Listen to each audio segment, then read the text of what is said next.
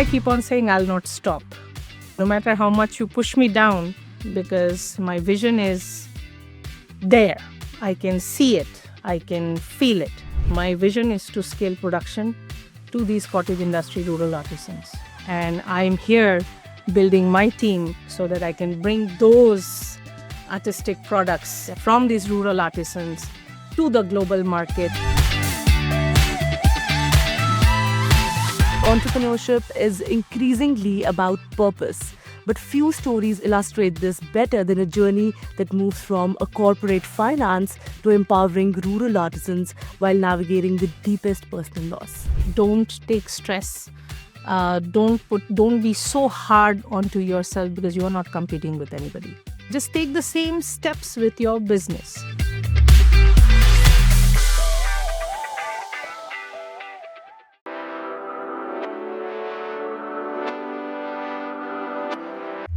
Hello and welcome to She and Success podcast. Today we proudly unveil a new era for Canadian women in business, the official launch of the She and Success business magazine and podcast. This moment marks more than just a beginning. It's a movement dedicated to empowering women to rise, grow and shine. She and Success isn't just a podcast or publication. It's a voice, a vision, and a powerful community built on authenticity and ambition. Every story shared is an act of bravery. Every voice amplified is a reminder that when women lead, change follows. Here's to She and Success, where dreams become legacies and the next generation of women in businesses find their spotlight. Hello everyone, this is Kripa Anand and welcome to the She and Success podcast powered by Canadian SME. Today we are going to discuss the resilience required to turn a personal legacy into a thriving international brand.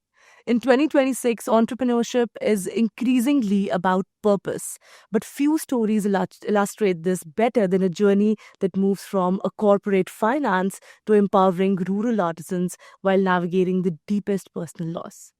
Joining us today is Piali Mukherjee, founder of Pratap's Handicrafts. From her early days at Make My Trip in India to a successful career at Amex in Canada, Piali's path has been one of the constant evolution. Today, she is an award-winning wholesaler and a mentor with Futurepreneur, leading a business that connects Indian cottage industries with North American markets. So, before further ado, let's dive in. Firstly, Piali, welcome to the podcast. It's such a pleasure to have you with us. Thank you, Kripa, so much for giving me this opportunity. It means a lot.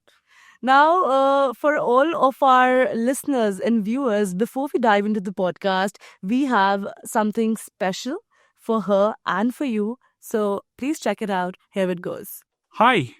A bit surprised. I'm probably one of the male guests, one of the first in She and Success podcast. Reason why the host Kripa was so kind to invite me is because I have a short story to tell.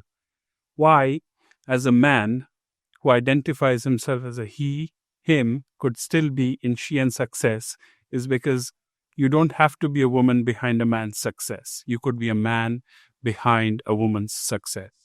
Support doesn't mean words. It means actions. So after 15 years of marriage, having seen my wife go from being an average Delhi girl working a 9-to-5 job to making her life-changing journey to Canada to be my support and having helped me grow my own tech consulting business.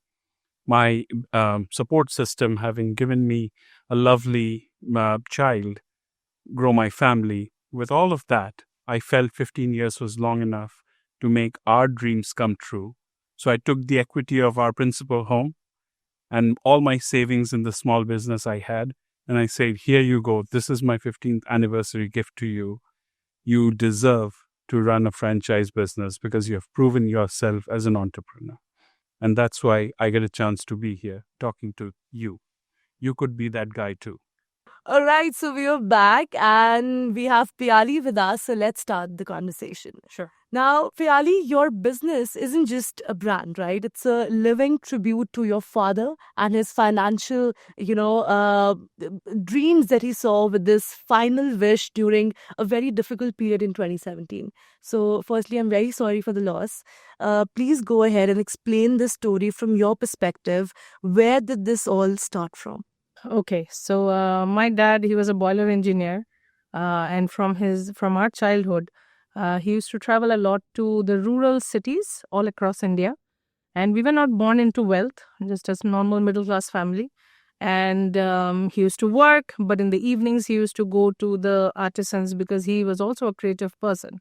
So he used to go to the rural artisans' homes, sometimes the fairs, small fairs, and he saw that how hard it was for the rural artisans because that's something that they are not doing for hobby. It's their survival. Whatever creative things they're making with their hand, passing it to their generations, their kids and loved ones. The only purpose was they make the products, they sell it to the smaller markets, and that's how they survive. So he used to come back with buckets of stories, and we used to listen to that. So I grew up listening to these stories, the hardships of rural artisans. And God willing, I got married. I came to Canada in 2011. Life started with my husband, job, new career. So much looking around, so much going on. But we always shared our stories. You know, Dad used to say that find out something if you can do in North America. It's global, you know. So if God has given you this opportunity to go out, so look into it. And that's where I started my research. At that time, I'm still bad with technology, but I used to have my diary where I used to write everything. Okay, today I went to this summit or this business or this networking, talk to people. So all I did was talk to different entrepreneurs. What did they do? How far does it go, or how much does it take for a person to even start a business coming from no business background? And I used to share these stories with him. And that's how it all started. The seed started from there. But the actual beginning was after I lost him to cancer in 2018. That's where I found my why, that, you know, all my research should not stop. As if he's still with my conversations, as if today, if I am stuck, that I don't know what to do next, I just talk to him and somehow his powers work through me and I just execute. So that's where the story started from, incorporating this platform, all research done by myself, calling Corporation Canada and say, I just want to start a company on my father's name. And that's built what we know as Pratap's Handicrafts and Home Decor Limited. That's beautiful. You know, without his wishes, nothing could have come together, right? So, Yes. All of us know he is proud of you and whatever you are doing. So, kudos and a big salute to where you've Thank come you. from, where you started. Thank you. Now, it's clear, you know, that when a business is rooted in such a deep personal mission, it gains a level of resilience that purely profit-driven ventures might lack, right? Now, moving ahead, let's explore how repeated rejection turned into becoming a global retailer's vendor of choice.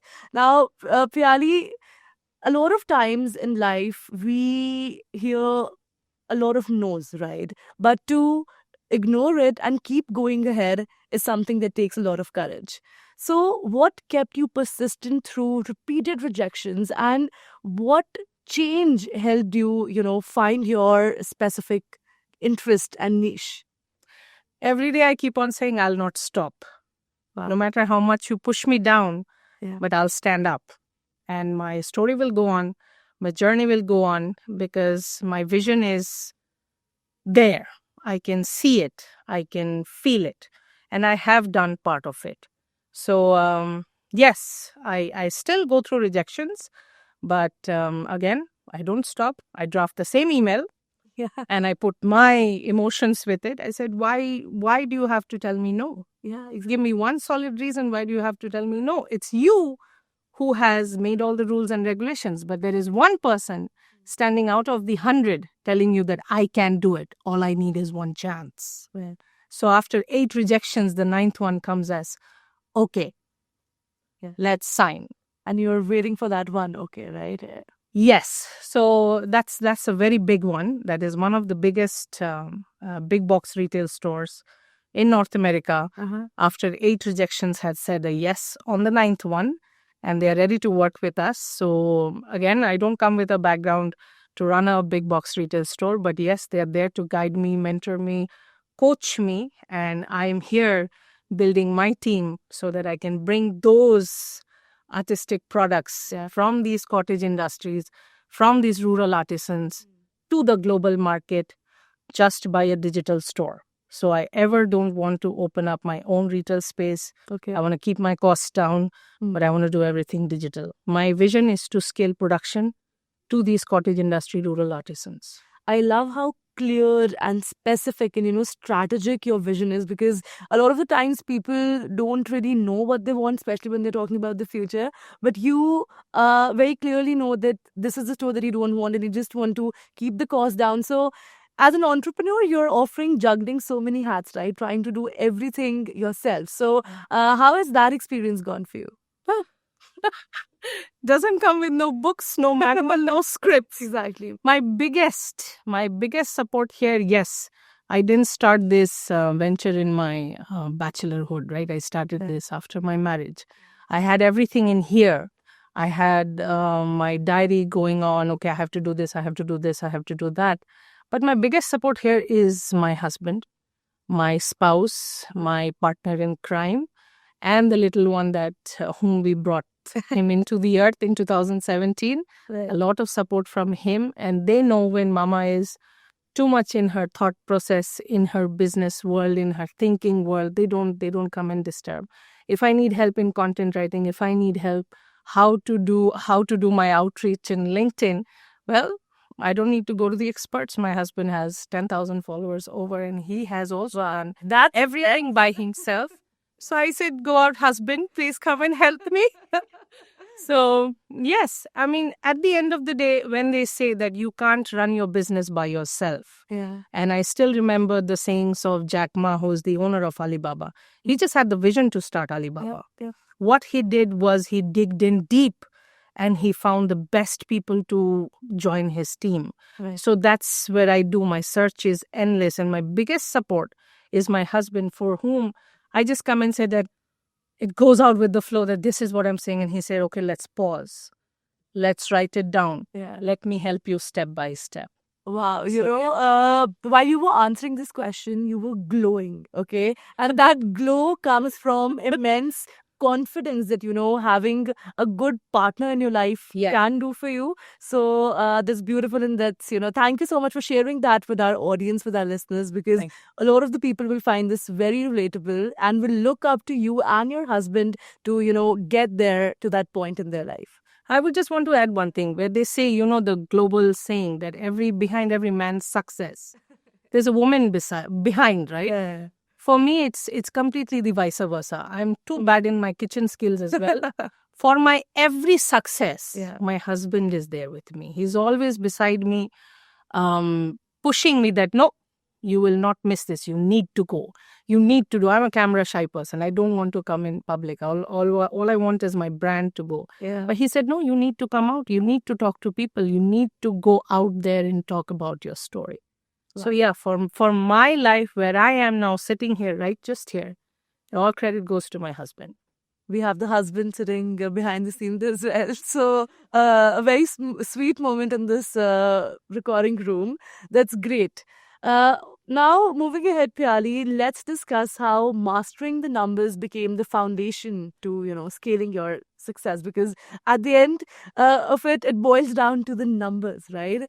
So, what were the financial challenges that, came your way, and how did your, approach to them shape your mission to help entrepreneurs build and protect wealth? It's a very valid and a very strong question. I would want to point out to all the listeners, especially women,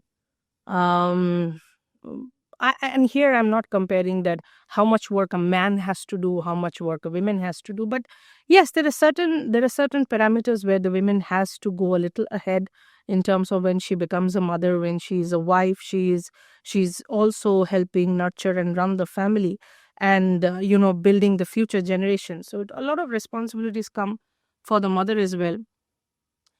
Numbers, they were gross in my school days. I never knew that they would come back to me and hit me hard. But starting the business, understanding numbers, because my vision was always to scale this business, not just start in 1 year and stop in 1 year. I wanted to leave it as a legacy for the future generations, whether they want to run it or not. But today, Steve Jobs is not there, but the empire is still on, right? Yeah. So I'm a minuscule out of all the startups that are working through. But again, I'm working hard. I'm putting my 200% to it. Financial literacy is very, very important. Not only for a woman who is running a business, not only for every individual must have it, especially the younger generations. When I'm now a futurepreneur business coach, and I see these young kids who are 17, 18 years old, and they have brilliant ideas in their mind, but the knowledge of finance is completely zero. Right. They don't know where to reach out, who to reach out for grants, for business funding.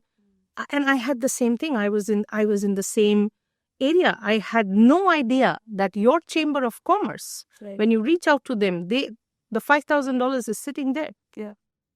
There is completely no awareness, no knowledge, no guidance for any startup businesses, women at our age.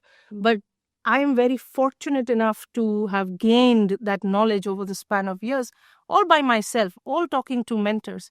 And now when I guide these 17, 18 or 23 years old who wants to do something with their AI and they're building apps, and they say, oh, wow, I had no idea I could do this. I said, yes. So it's a volunteer program, but I feel it very privileged that Futurepreneur has given me this opportunity to become a mentor, to guide the new business owners. And age is not a barrier at all. I mean, you may have the business creme or the bug biting you anytime, and you just have to start. Wow, that's again so ambitious and so inspirational. As a mom, Piali, if you've seen this gap around, right, that financial literacy is not something that is so commonly taught in schools or even colleges for that matter, unless specifically you have that course. So, have you done anything with your own child to, maybe involvement in games or in some form that he gets to, learn that little earlier in life? I would let him enjoy the time that he is having right now with his knowledge, with his visual skills or playing skills.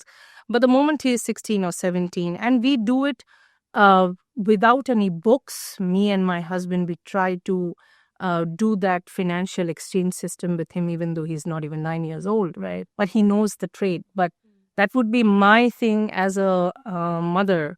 And both me and my husband, we are licensed financial advisors now. So I want to, and ever since Om was for 3.5 to 4 years old, I used to go to the Christmas markets, taking a booth, showcasing the Indian handicrafts and home decor. And for 6 to 7 hours, he used to sit with me.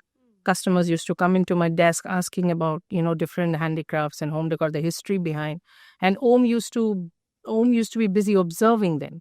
So if they end up buying one product, they said, no, why are you buying one? Try this as well. This would look nice in your living room. It's a nice flower. Workmanship so much earlier in life. Yes. And we want to, and because it's a family business, it is not something that I am just running it by myself. It is a family business. He understands and he knows that mama is out there to help the needy people who are in this industry, and they're struggling hard. So he has his own piggy bank as well, where we have trades that if he is helping a few clients to upsell a few items, then he gets his dollar value as well. As I said, I never wanted to open up a retail store, but I turned up my garage, our home, our with a single car garage. I told my husband one day that, sorry, you can't park your car anymore. Yeah. I'm turning this into a store with a full setup permission from the city and also getting a point of sale into the garage store. Mm. So Om, after my 9 to 5 work and after his school doing his homework, he always has been with me in the store, wrapping up, packaging, labeling. So yeah, he sees all that. And the reason that we are now licensed financial advisors is, again, a journey that both me and my husband, we want to reach out to the high school students, to the ones who are moving into college and universities and have not gained that knowledge into the finances, whether they want to do their business, whether they are in their own job life or a working life, but this is very much needed. So again, to the listeners out there, if you feel the younger generations, they need help, that the time is now. Invest in them. Let them have that financial knowledge. That's amazing. A lot of the mothers in our listeners community will definitely 100% relate to what you're saying and maybe learn from this as well. To the founders watching, in 2026, the global market for ethnic handicrafts is projected to grow significantly as consumers move away from mass-produced items. Stats show that nearly 65% of modern consumers prefer brands that support rural livelihoods and sustainability. If you're facing rejection right now, remember Piali's story. Rejection is only a no if you stop asking. Your niche is waiting. You just have to be disciplined enough to find the financial structure that allows you to survive until you arrive. Now, let's look at your expansion into wholesaling and a new US-based franchise venture. Oof. So, please go ahead and talk about what that venture is and what was the biggest lesson in scaling from artisan roots to franchising and, the journey towards global growth. Yeah, so for our platform, which is Pratap's Handicrafts and Home Decor, yes, we are moving into franchising system. Well, I would just portray 3 points. We had to find out the artisans whom we had to call in and explain our vision, what we want to do, how we want to help them. Second was, again, you can't do everything on your own. So I had to build a team in India who understands how the operations are done and how we can manage sourcing it from the rural parts of India, gathering it at one place, building a FREC team, packaging everything, and then it is executed either to B2B or B2C. The third was, well, I'm in North America, but I'm not a marketing specialist at all. So I had to hire the brain here. Again, explain them my vision. I said, this is what I want to do. I've already done the step 1 and step 2. I need to make it out there. Yeah. I need the step 3. So with the help of Employment Ontario, we were able to hire 2 students from Trent University and 1 from Queen's. And they are now with Pratap's Handicrafts. They are also getting their internship program as well. So they are excited, and they are the one executing my story ahead in the global market. Now the US one, it's another journey, completely different than Pratap's Handicrafts and Home Decor. It's a service-based business that we have invested. Okay. It's a franchisee. The reason to start that business there, the main reason was to move to a place which is a little warmer than Canada. So that some months we can have the sun and the natural vitamins. Yes. And again, I can't go into a working life or a job life. So I told my husband that, what can I do? Yeah. Do I expand Pratap's Handicrafts there in the US market, or we invest into something new? So he said, you are the expert. You find out, and I'll see what to do next. So I found out. But again, I came back to my husband. I said, this is what I want to do. So he said, you don't worry. You just take your steps ahead. And he is the main, he has funded the business. So, and we are going there as a family. And he will be managing the operations and the execution of the business, wherein I just know how to do the business. Wow. So, yeah. That's, I guess, a dream, for every entrepreneur out there. Transitioning your leadership from a solo founder to a multi-business owner proves that a solid strategy can scale across any industry. That's beautiful. Now, Piali, moving ahead, what excites you most about 2026 and how exactly will you continue mentoring the next generation? 2026, I'm all excited. We are leaving Canada very soon to start the franchisee business in Texas. So I'm all pumped up. All my homework, all my research. The best part about starting a franchisee business is the model is already set. Mm. So all you need to do is just get yourself trained, hire the best people to do the job, and execute it. Yeah. Well, my present platform, which is Pratap's Handicrafts and Home Decor, we are now a wholesaler to 2-3 startup businesses in North America. And since it is managed by a team, so I have taken this to a level wherein I don't have to work on the business. I'm just looking at it by your side. So that is So still that's yeah. a great achievement because getting to that point in business is what a lot of entrepreneurs are not able to achieve or do, right? So if you're at that stage, that's a huge success in its own self. So amazing there. Thank you, thank you. And I'll still continue my journey with Futurepreneur. Yeah. And I'm also being reached out by one or two startup companies to mentor their employees because they're doing something with AI, but it's the few steps that we need to focus on when we are planning to start a business. It's not about everything with the execution. You need to plan ahead a little bit.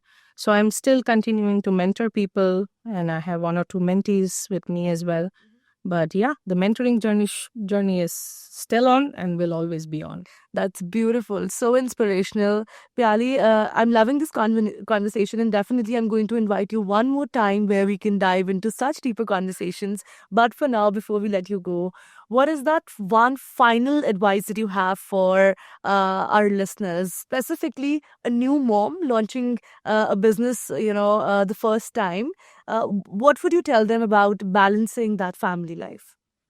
Well, being a new mom, it's a very different chapter. It's a very new chapter to a woman's life. I just have one experience being a mom, but I would just say that being a mom to a human child and also a business, which is another baby that is growing in the womb. Take it easy. Don't take stress. Don't be so hard onto yourself because you're not competing with anybody. Exactly. Just how you would spend time nurturing your baby, watching the giggling and the laughs and the crawling and standing up first time and walking the first time. Just take the same steps with your business. I don't see that as I never say that it's my business. I say it's a platform. It's a journey that I'm on. Right? I never knew when I was in my school. I never knew when I was in my college. I never knew when I was married. And I was doing a 9-to-5 job being a travel counselor. I never knew that I would come this far. So I just take it as a journey. I never knew that in few weeks I'm moving to US, starting another journey. So being a new mom, enjoy your human motherhood first. And with your business, that is another vision that you are growing. Don't let that down. Even when you wake up 2 a.m. at night and you remember, oh, I could do this, just write it down. Write it down in your chat GPT, Gemini. I still have the diary. Wow, that is a great reminder that our greatest challenges often birth our greatest successes. You've been such an inspirational person to talk to, Piali. Once again, a heartfelt thank you to you from me, from the entire She and Success team for being here and doing this. This means a lot to me personally and also to our She and Success family. I know that deeply in my heart. Thank you so much. Thank you. Thank you. It was a pleasure. All right, that was Piali Mukherjee from Pratap's Handicrafts, a masterclass in turning personal legacy, hard-won financial literacy, and relentless persistence into global business success. Thank you so much for tuning into the She and Success podcast. Be sure to subscribe for more expert insights and visit sheandsuccess.ca for more such resources. And lastly, a very special thank you to our exclusive shipping partner, Purolator, for their ongoing commitment to supporting women entrepreneurs and helping them build, grow, and lead successful businesses across Canada. Stay tuned. Hello and welcome to She and Success podcast. Today we proudly unveil a new era for Canadian women in business, the official launch of the She and Success business magazine and podcast. This moment marks more than just a beginning. It's a movement dedicated to empowering women to rise, grow, and shine. She and Success isn't just a podcast or publication. It's a voice, a vision, and a powerful community built on authenticity and ambition. Every story shared is an act of bravery. Every voice amplified is a reminder that when women lead, change follows. Here's to She and Success, where dreams become legacies and the next generation of women in businesses find their spotlight.